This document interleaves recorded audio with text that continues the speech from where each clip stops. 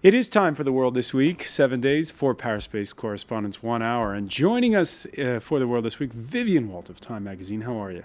Very good, thank you. All right. Also with us, Judah Grunstein of World Politics Review, who's getting ready for a big expose on unmanned submarines. Among other things, naval trends. Okay.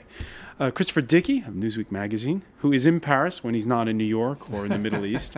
And Melissa Bell, who's in Paris when she's not in Cairo, reporting on events in Egypt. We'll talk about that in a moment. Thanks to all of you. The World This Week, where you can always join in on the conversation on Facebook and on Twitter, where our handle here is @FrancoisF24. Now, after the Arab Spring come the Arab Spring's elections, the first ones, and a similar outcome all around. In the coming days, Tunisians expected to have a new prime minister from the ranks of the Islamist Ennahda party, a first ever Islamist premier named this past Tuesday in Morocco. And in Egypt, the story, Vivian Walt, you could say it's more the huge turnout that we're seeing here rather than the outcome, which was predictable.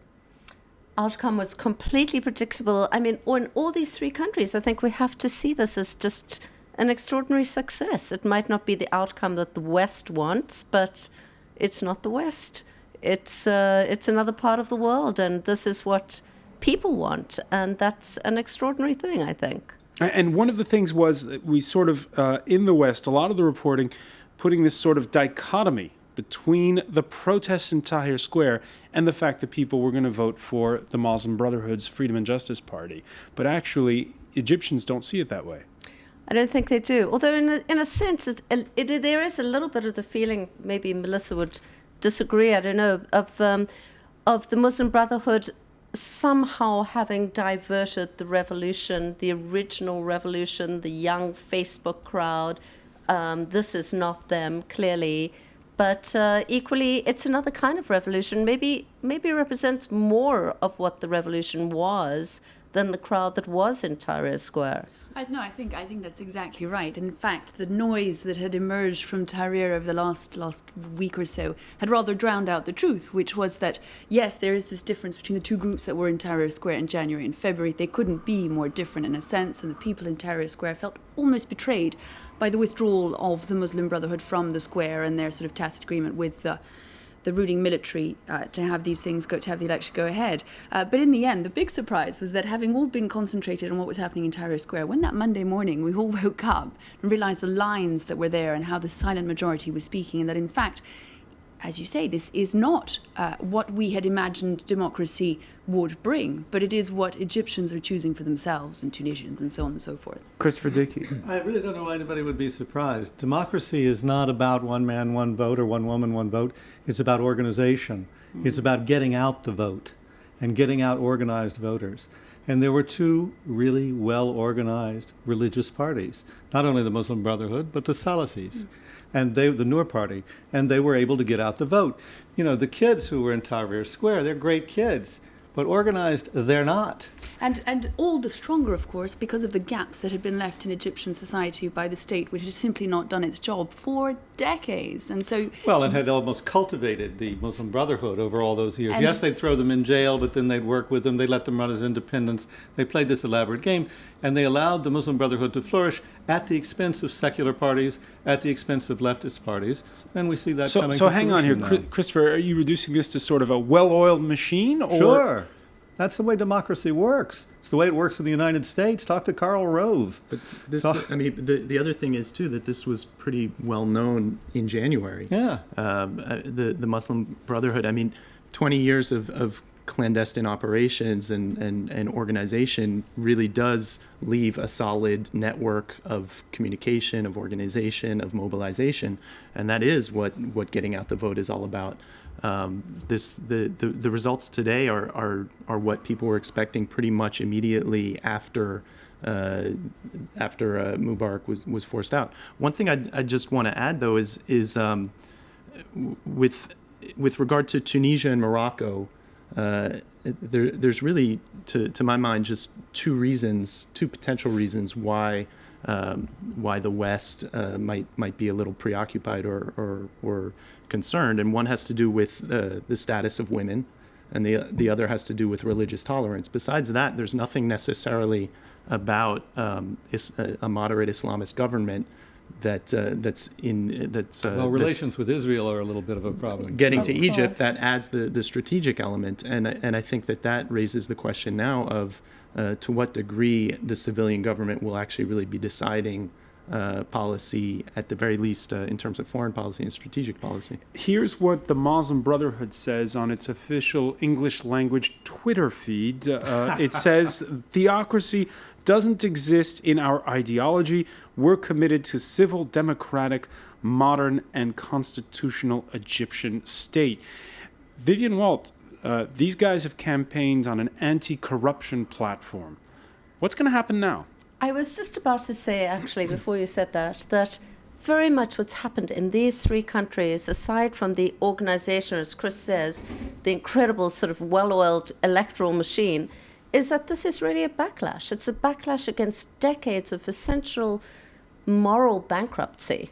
And there was nowhere to turn, really, for any source of redress against that than the religious parties. And I think it might take a really long time before there's any other sort of voice that's strong enough to counter that years of that kind of feeling that, there's a tiny elite that's basically ripping off the country. And that goes for certainly Tunisia and Egypt, less so probably Morocco. Well, the Muslim Brothers like to say that there has not been any Muslim or Islamic regimes in the Arab world or in the neighborhood. But that's not true at all. We've had the Iranian regime for quite a while now, and we've had the Sudanese regime. And what we've seen with both of them is that they become tiny little corrupt elites that ruin their countries, and they lose the respect of their people. But the difference is, now I'll turn to Melissa for this, is that you get the sense in Egypt that sort of the secret's out now, and you're not going to be able to put it back in a box. You're not going to be able to go back to the old ways, at least not in Cairo. I think that's exactly right. Too much has changed. The revolution's been too profound for them to be able to retreat from it. And, of course, it's true that these parties are poised, for all the reasons that we've mentioned, to win at these elections. But, of course, they're inheriting huge messes. I mean, if you look at Egypt, and it struck me in Cairo these last few days, everything is to be done. The grinding poverty, the shambles that it is. And if it takes several years, as Vivian said, for there to be a credible alternative, at some point, people will want a credible alternative. In a sense, the moderate Islamist parties winning now, there could be a natural democratic transition to secular parties winning next time. In a sense, they have so much in front of them, so much on their table, it's rather a thankless task.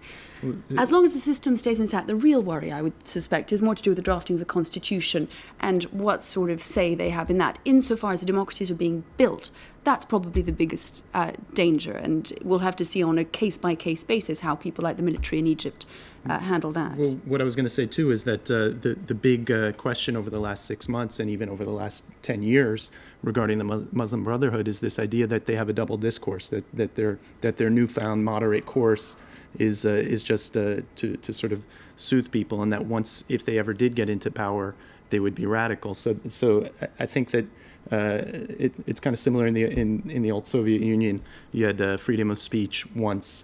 The question is, will Egypt have a second free election? What diplomats always used to say is, one man, one vote, one time was the essential policy of the Muslim Brothers.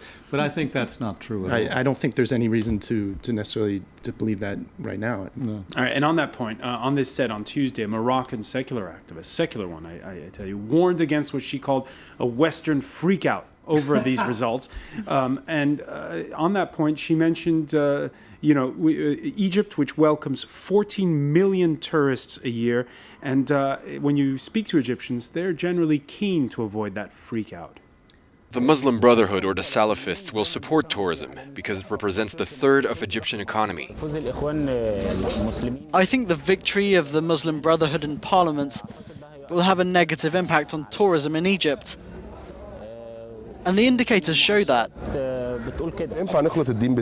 It's not good to mix religion and politics. I didn't vote for them, but many people trust them.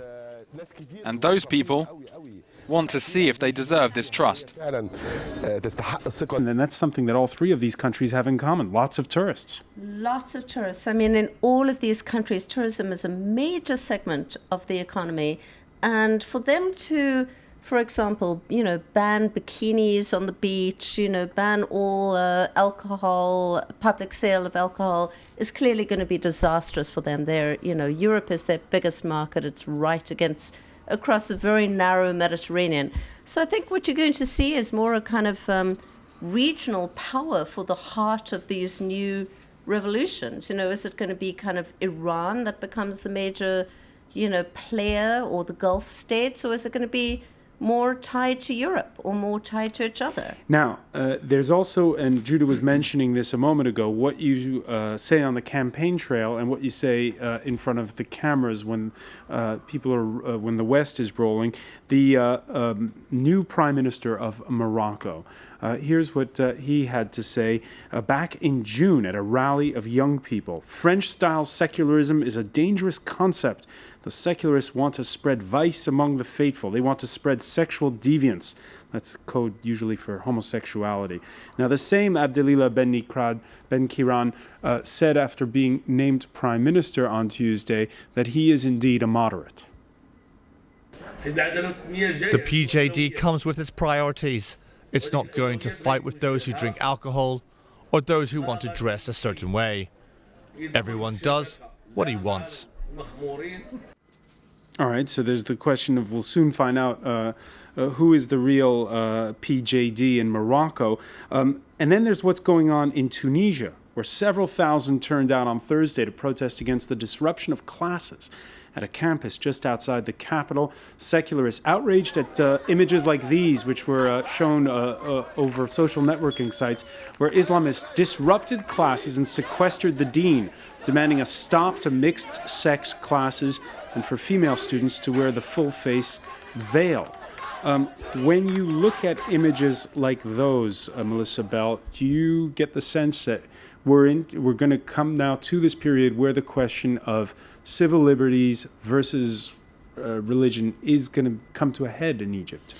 I suppose that the thing is that they are entire societies completely redefining how they function and asking themselves plenty of questions about exactly who they are and what they want to be. And of course we hear through the ballot box what the immediate result is. But these are questions that will last for months and years, and you're bound to have the extreme voices. But I think, as we've mentioned, there are also all the things that will urge people towards moderation: the need to continue with tourism, the need for these parties to be re-elected in a few years, the need to get to keep the country in the strategic geopolitical position that they happen to have at that particular moment. So all kinds of realities will come to affect the decisions made by those in power. But of course, these are societies that have had these profound changes and needed to redefine themselves. And the question of Egypt, for instance, we talk a great deal about the fact that the Muslim Brotherhood want Sharia law to be the basis of their judicial system. The fact is that it is already the second article in Egypt's constitution. It's simply that we'd never thought about it before. The question is how closely they want to interpret it, how they want to apply it. But in itself, it shouldn't be anything that worries us outright. Well, I think just even expanding that a little bit, when any society, including Western society, is exposed to outside influences in a very rapid way that in a sense destabilize the society, there's always a traditionalist backlash. We see that in Europe right now, today. I mean, with the rise of the far right in a number of countries. We saw it in the United States over the last 20 years. When times of rapid change always bring a reaction of traditionalists. And I think that the thing to keep in mind right now is who has the better offer. And I think that the best tool that progressives and that modernizers in these countries and in the West have is to offer something better. And I think that the kinds of contacts with the rest of the world, whether it's tourism or whether it's investment or whether it's exchange programs and things like that, that's the kind of thing that's going to make the more radical elements of the Islamist agenda seem less attractive. On that point, the leader of Tunisia's Ennahda was in Washington this week. We've seen that the U.S. State Department is really scrambling sort of to rewrite policy still now, even though this all began back in December. Well, all this is incredibly inconvenient for Washington.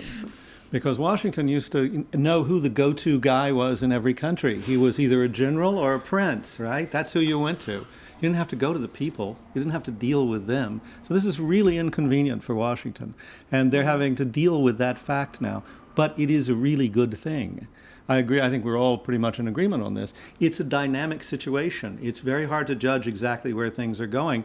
But yes, the Islamists will try and do this, and the generals will try to do that. But we now see that the people are so connected to the rest of the world and to each other, they push back. And they surprise themselves, and they surprise everybody. That's what we've seen since January. And that's not going to stop. I completely agree. I think that's going to keep going on, and it'll be unpredictable and messy, but it isn't going to be anything like we've seen before.